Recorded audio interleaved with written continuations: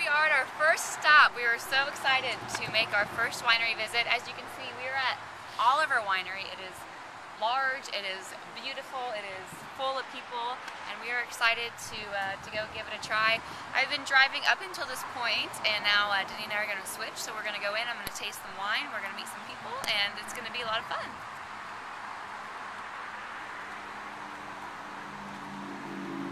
It's a phenomenal grape, grows very well here in Indiana, very disease resistant, very drought resistant.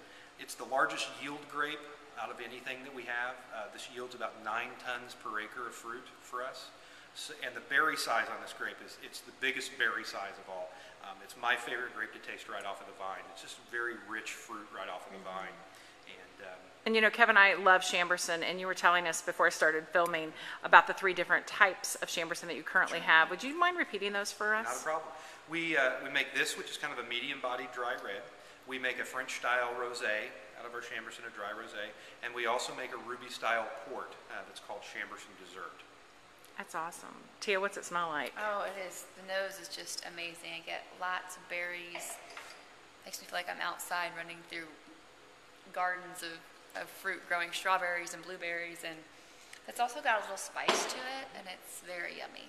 Nice. And just for the folks watching the video, we actually are in the bottling area here at the winery. So I know the background looks a little funny. We have a little ladder in the background, but that's what we're doing today out here with Kevin. He's so graciously hosting us out here. So you want to give it a taste, Tia? I do.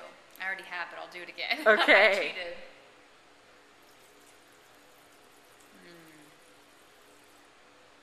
It is excellent. It's aged 6 months, only spent 6 months in oak. Really?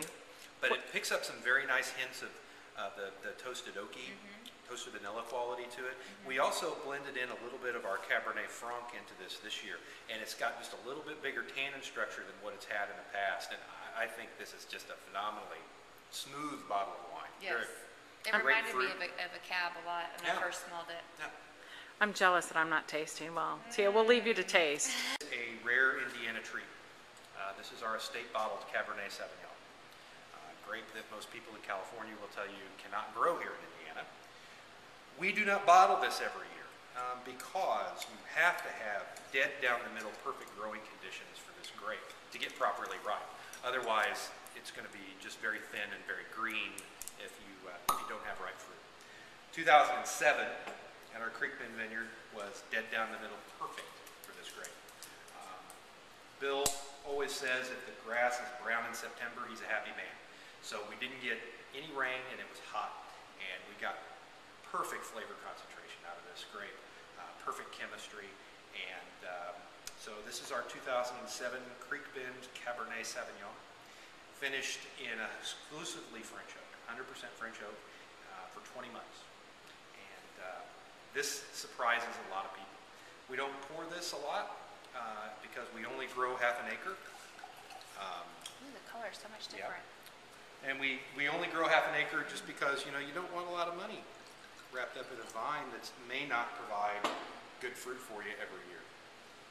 So, tell me about the Creek Bend label. Creek Bend label, sure. Creek Bend, the name of the vineyard, and we all of our estate bottled wines have this label on them, and we just want to show off our fruit differently. We want to set it apart. We're very proud of these wines. They're very high quality, handcrafted wines. The arrowhead comes from when they were actually tilling the ground to plant the vines. It was like arrowheads and spearheads were growing up out of the ground, and they found out that it was an old Indian settlement at one time. So that's the arrowhead label just kind of stuck on there. Okay.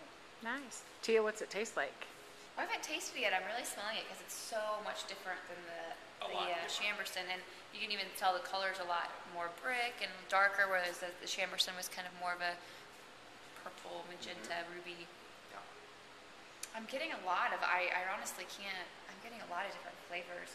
And this is really funny, but the very first whiff, I almost got like pickles, which I'm sure it doesn't taste like pickles, but I just got a hint of that kind of, now I'm starting to get some berries. Yeah, swirl it around, get it a little chance to kind of open up.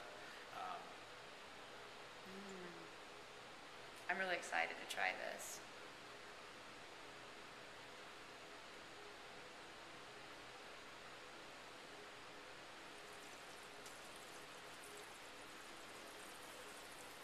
do you think? I get a lot less fruit on this one and a lot of other kind of, some earthiness, but some different spices, and it's just night and day between the Chamberson. One of the things that's interesting about our terroir is that we tend to pick up a little bit of a black walnut kind of characteristic in our Cabernet.